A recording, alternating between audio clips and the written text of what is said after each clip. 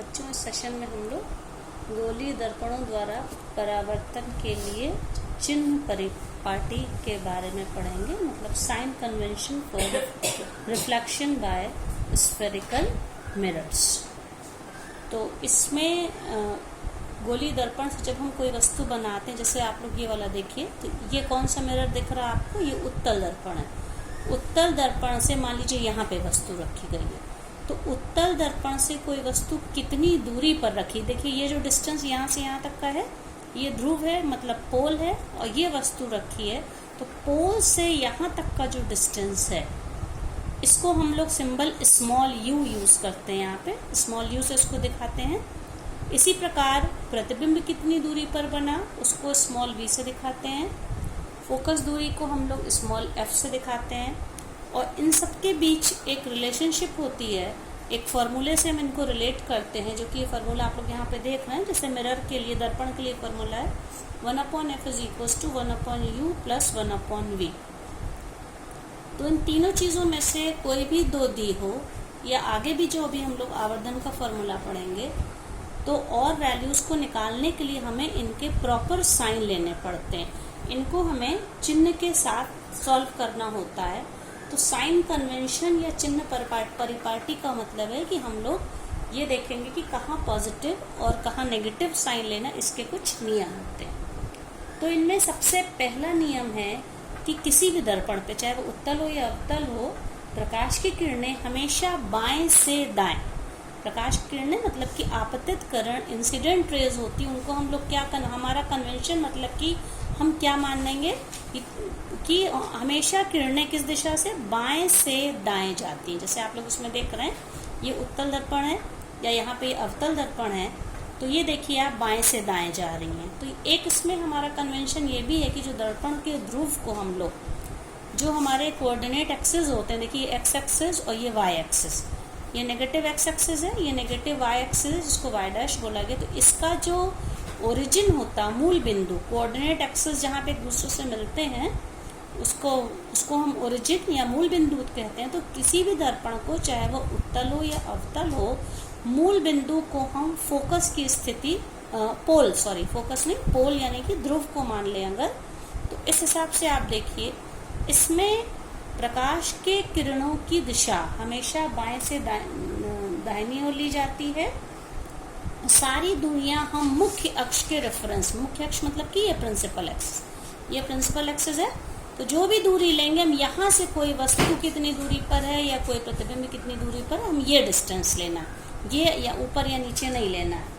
तीसरी बात ये है, आपतित किरणों की दिशा में नापी गई दूरियां धनात्मक चिन्ह के साथ ली जाती हैं। तो आप इसमें देखिए, जैसे ये जो डिस्टेंस है, आपतित किरण किधर जा रही है, इस दिशा में जा रही है, बाएं से दाएं। तो जो दूरी हमने आपतित किरण की दिशा में ली, अब जैसे मान लीजिए यहाँ पे वस्तु रखी, ये पोल है, ये मुख्य अक्ष है, यहाँ से मान लीजिए 5 सेंटीमीटर की दूरी पर है, तो हम 5 सेंटीमीटर जब काउंट करेंगे, यहाँ से करेंगे। ये आपतित किरण की दिशा कहाँ से, लेफ्ट टू राइट है, जबकि दूरी हमारी पोल से जो दूरी है वो इस दिशा में, राइट टू लेफ्ट है। इसलिए ये दूरी आपतित किरण के विपरीत दिशा में वस्तु जो रखी है, तो इसको हमेशा हम नेगेटिव लेते हैं। मान लीजिए प्रतिबिंब इस तरफ बना, कुछ केसेस में ऐसा होता है, तो हम देखिए आपतित किरण की दिशा क्या है, लेफ्ट से राइट है, और प्रतिबिंब कहीं पर भी बना, तो उस दूरी को हम क्या लेंगे, पॉजिटिव। तो आपतित किरण की दिशा में कोई दूरी नापी गई, मतलब लेफ्ट टू राइट नापी गई, तो वो पॉजिटिव दूरी। आपतित किरण के विपरीत दिशा में जो दूरी नापी गई, वो कैसी होती है, वो ऋणात्मक। देखिए यहाँ पे लिखा है, आपतित किरण की जो दिशा है ये इस तरफ है, ये पॉजिटिव है। इसी प्रकार से जब हम कोई वस्तु है, मुख्य अक्ष के ऊपर कोई वस्तु रखी है, ऊपर वाले को हम धनात्मक मानते हैं। साइन कन्वेंशन या चिन्ह परिपाटी का मतलब है कि हमने मान लिया है कि इस दूरी को हमेशा हमें ऊपर जो भी है पॉजिटिव लेना है, चाहे वस्तु हो या प्रतिबिंब हो, और नीचे अगर कोई चीज़ है, चाहे वस्तु या प्रतिबिंब, वो हमेशा क्या होगा, नेगेटिव होगा। तो देखिए, अगर कोई दूरी, कोई यहाँ से यहाँ तक की दूरी है, ये आपतित किरण की दिशा है, तो ये पॉजिटिव होगी, यहाँ से यहाँ तक की है तो नेगेटिव होगी। वस्तु ऊपर रखी है तो पॉजिटिव माना जाएगा, और नीचे है तो नेगेटिव। तो इसको जैसे कि मैं अभी एक आपको दिखाती हूँ एक रे डायग्राम से। जैसे देखिए ये एक रे डायग्राम है बच्चों, यहाँ पे एक अवतल दर्पण है। तो अवतल दर्पण में आप देखिए यहाँ पे वस्तु अनंत और वक्रता केंद्र के बीच में रखी गई है, ठीक है। तो ये AB जो वस्तु है ये मुख्य अक्ष के ऊपर है।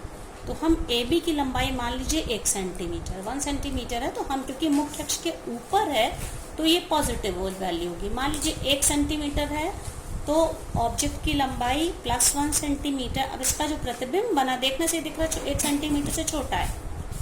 मान लीजिए ये है 0.8 सेंटीमीटर और ये मुख्य अक्ष के नीचे बन रहा है, तो ये वैल्यू क्या होगी, नेगेटिव होगी। इसी प्रकार से वस्तु कितनी दूरी पर हम ध्रुव से दूरी ले रहे हैं, तो ध्रुव से मान लीजिए ये जो डिस्टेंस है, प्रकाश की किरण ऐसे जा रही, आपतित किरण की दिशा ऐसे है और ये दूरी क्योंकि यहाँ हमें पोल से नापनी है, ध्रुव से ये दूरी मान लीजिए ये है 7 सेंटीमीटर, मान लीजिए 7 सेंटीमीटर है। क्योंकि ये डिस्टेंस हम यहाँ से यहाँ नाप रहे हैं, इसलिए ये आप इस तरह से डिस्टेंस नापा जा रहा है, तो ये दूरी होगी, जैसे मैंने अगर 7 बोला है तो -7। प्रतिबिंब कहाँ पे बन रहा है, देखिए इस जगह पे बन रहा है। तो प्रतिबिंब की दूरी हम कैसे नापेंगे, वो भी हम मुख्य अक्ष पे पोल से कितनी दूर बन रहा है, तो इसको भी हम कैसे नाप रहे हैं, राइट टू लेफ्ट हम ऐसे नाप रहे हैं। ये डिस्टेंस कितना आया, तो ये भी क्या हो जाएगी, नेगेटिव। तो इस वाले रे डायग्राम में आप देखिए ये जो ऑब्जेक्ट की वस्तु की ध्रुव से यानी दर्पण से दूरी जिसको स्मॉल u कहते हैं, ये भी नेगेटिव है क्योंकि हमने ऐसे नापा। प्रतिबिंब को भी यहाँ पे ही बन रहा है, प्रतिबिंब को भी हम P से यहाँ तक का नापेंगे ऐसे, तो ये भी नेगेटिव है। ये वाला हिस्सा मुख्य अक्ष के ऊपर वस्तु है, ये वाली वैल्यू पॉजिटिव, इसको कहते हैं O, length of the object, वस्तु की लंबाई। और देखिए ये जो डिस्टेंस AB डैश है ये मुख्य अक्ष के नीचे बन रहा है, इसका एरो है, T का निशान नीचे, तो इसको हम I से डिनोट करते हैं, लेंथ ऑफ द इमेज, प्रतिबिंब की लंबाई। क्योंकि मुख्य अक्ष या प्रिंसिपल एक्सिस के नीचे इसलिए ये नेगेटिव मानी गई। तो आप देखिए U पॉजिटिव, U नेगेटिव ऐसे नापा, V नेगेटिव, O पॉजिटिव और I नेगेटिव। हाँ, अब इसमें देखिए बच्चों, इसमें देखिए ये अवतल दर्पण है, यहाँ पे देखिए जो U है मतलब कि वस्तु की दर्पण से दूरी है BP डिस्टेंस, ये BP डिस्टेंस है। ये देखिए दूरी को हम यहाँ से ऐसे, आपतित किरण ऐसे जा रही है तो आपतित किरण की दिशा को पॉजिटिव माना गया। और इसमें ये डिस्टेंस चूंकि हम ध्रुव से नापेंगे, ध्रुव से P से B की ओर, ये उल्टी दिशा है, तो इसको कहते हैं U नेगेटिव। अब इसमें प्रतिबिंब कहाँ बना है, ये कौन सा केस है, जबकि वस्तु फोकस और पोल के बीच में है। तो देखिए आप इसमें प्रतिबिंब राइट साइड बना है, तो दूरी हमें P से A यानी यहाँ से यहाँ तक का डिस्टेंस है। अब इसकी जो दिशा है जहाँ प्रतिबिंब बन रहा है, यहाँ से अब हम यहाँ नाप रहे हैं दूरी, तो इसमें V यानी प्रतिबिंब की दर्पण से दूरी पॉजिटिव हो जाएगी। U नेगेटिव था, ऑब्जेक्ट यानी वस्तु की दर्पण से दूरी नेगेटिव था क्योंकि उसको ऐसे नापा। प्रतिबिंब से दर्पण की दूरी को हमने ऐसे नापा, मान लीजिए ये 3 सेंटीमीटर पे मान लीजिए तो ये -3 और ये 2 सेंटीमीटर पे प्रतिबिंब बना तो ये +2। अब इसके बाद ऑब्जेक्ट देखिए मुख्य अक्ष के ऊपर है तो ये भी पॉजिटिव, और प्रतिबिंब भी देखिए मुख्य अक्ष के ऊपर है तो ये नेगेटिव। इसी तरह से देखिए ये कौन सा बच्चों है, ये उत्तल दर्पण के द्वारा प्रतिबिंब का बनना। अब उत्तल दर्पण में देखिए, हालांकि इसमें मैंने बताया था क्योंकि ये रे डायग्राम वाला है, तो उत्तल दर्पण में अगर हम इसको इस तरफ से बनाएं, दर्पण की फेसिंग को चेंज करें, जैसा कि मैंने आपको अभी पहले चित्र में दिखाया था। ये देखिए बच्चों, जैसे ये है, ये इसमें ये उत्तल दर्पण है। तो उत्तल दर्पण में जब हम वस्तु को इस तरह से लेंगे, आप देखिए जिधर वस्तु लेते, ये देखिए जो मैंने पहले डायग्राम आपको दिखाया था ये वाला है, जिधर वस्तु ली गई प्रतिबिंब दूसरी तरफ बनता है। लेकिन हमने कहा हमारा साइन कन्वेंशन क्या है, हमें आपाती किरण की दिशा किधर से लेनी, बाएं से दाईं ओर। तो जैसे अगर हम उसी रे डायग्राम को अगर हम इस कॉपी पे बनाएं, ये देखिए बच्चों, तो ये उत्तल दर्पण है। यहाँ पे अगर हम यहाँ से जो किरण जाएगी, ठीक है, वो जिनके नियम है कि जो पैरेलल जाएगी वो फोकस से होके जाएगी, और जो मान लीजिए यहाँ कहीं पे C इसका प्रकाशिक केंद्र होता, सेंटर ऑफ कर्वेचर, प्रकाशीय केंद्र नहीं, उसको कहते हैं वक्रता केंद्र, तो वो सीधी जाती, तो ऑब्जेक्ट को हम इधर रखते और इमेज उसकी इधर मिलती। तो उत्तल दर्पण के केस में U नेगेटिव होता, लेकिन इमेज इधर बनेगी तो V पॉजिटिव होगा, और दोनों ही ऊपर बनेंगे तो दोनों ही मतलब कि O क्या था, लेंथ ऑफ द ऑब्जेक्ट, वस्तु की लंबाई, और I क्या है, लेंथ ऑफ द इमेज, प्रतिबिंब की लंबाई, वो दोनों ही इस केस में पॉजिटिव होंगे। तो ये पॉजिटिव और नेगेटिव आपको समझ में आया होगा, आ गया होगा। ये देखिए ये फॉर्मूला है 1/f is equal to 1/u plus 1/v। यही कारण है कि अभी हम लोग आगे न्यूमेरिकल इस पे करेंगे, मतलब आंकिक सवाल करेंगे। इसको कहते हैं दर्पण सूत्र, मिरर फॉर्मूला है। इसी से रिलेटेड जब हम लोग क्वेश्चंस करेंगे तो आप इस चित्र में देखिए, क्योंकि हमारा जो चिन्ह परिपाटी है साइन कन्वेंशन, उस हिसाब से हमें आपतित किरण को लेफ्ट टू राइट लेना है, और फोकस इधर है। पोल से फोकस तक के डिस्टेंस को फोकस दूरी कहते हैं, जिसको कि स्मॉल f से डिनोट करते हैं। तो उत्तल दर्पण के लिए हमेशा फोकस दूरी पॉजिटिव होती है, आपको याद रखना है, पॉजिटिव होती है। ये देखिए ये f इसका, स्मॉल f मतलब कि फोकस दूरी, कैपिटल F मतलब ये बिंदु पॉइंट है फोकस, और यहाँ से P से F तक का जो डिस्टेंस है ये स्मॉल f, ये पॉजिटिव है, क्योंकि ये डिस्टेंस हम कैसे ले रहे हैं, पोल से हम राइट साइड ले रहे हैं। अवतल दर्पण में देखिए फोकस इधर होता है, अवतल दर्पण में क्योंकि फोकस दूरी हम इधर की ओर फोकस होगा, जिधर सर्कल कंप्लीट होता है उधर ही फोकस और सेंटर ऑफ कर्वेचर सब होते हैं। तो यहाँ पे जब हम ले रहे हैं दूरी, यहाँ से यहाँ तक की ले रहे हैं, तो इस केस में क्या होगा, फोकस दूरी नेगेटिव होगी, क्योंकि ये जो डिस्टेंस हम कैसे नाप रहे हैं, आपतित किरण ऐसे जा रही है और दूरी को हम ऐसे नाप रहे हैं, आपतित किरण की विपरीत दिशा में नाप रहे हैं, इसलिए फोकस दूरी मतलब ये डिस्टेंस इसका नेगेटिव होगा। तो आपको याद रखना है उत्तल दर्पण में फोकस दूरी पॉजिटिव धनात्मक होती है, और अवतल दर्पण में फोकस दूरी नेगेटिव होती है। उसके बाद ये मिरर फॉर्मूला है 1/f is equal to 1/u plus 1/v। अब ये क्वेश्चन पे डिपेंड करेगा, आगे अभी हम लोग इस पर बहुत सारे न्यूमेरिकल्स करेंगे, कि हमें uv को पॉजिटिव लेना है कि नेगेटिव। अगर वस्तु इधर रखी है तो u पॉजिटिव, इमेज इधर बन रही है तो v भी नेगेटिव।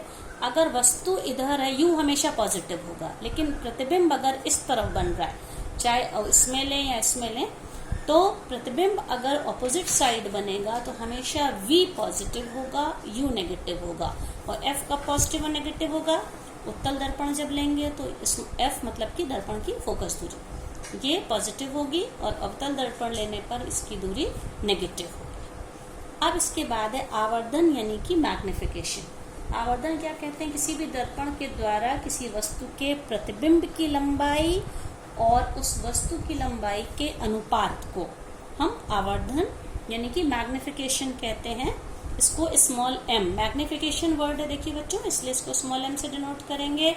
ये क्या है, ratio of I and O, किसी वस्तु के प्रतिबिंब की लंबाई और उसके वस्तु की लंबाई का अनुपात। मान लीजिए कोई 4 सेंटीमीटर की वस्तु है और उसका प्रतिबिंब बनता है 8 सेंटीमीटर, तो उसका आवर्धन क्या होगा, I की वैल्यू क्या है, यहाँ पे 8 सेंटीमीटर का प्रतिबिंब बना मान लीजिए ये, और वस्तु कितनी थी 4 सेंटीमीटर, तो आवर्धन क्या हो जाएगा 2 का मतलब होता है कि 2 गुना बड़ा प्रतिबिंब बना। मैंने कहा किसी दर्पण के लिए आवर्धन 7 है, इसका मतलब 7 गुना प्रतिबिंब बना।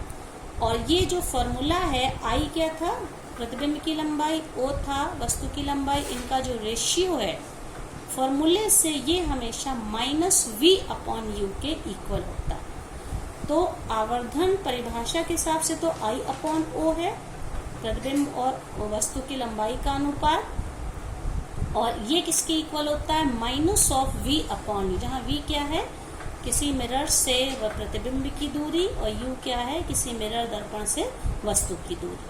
तो ये 2 फॉर्मूले मैंने आपको बताए, इसको कहते हैं दर्पण सूत्र और इसको कहते हैं आवर्धन का फॉर्मूला।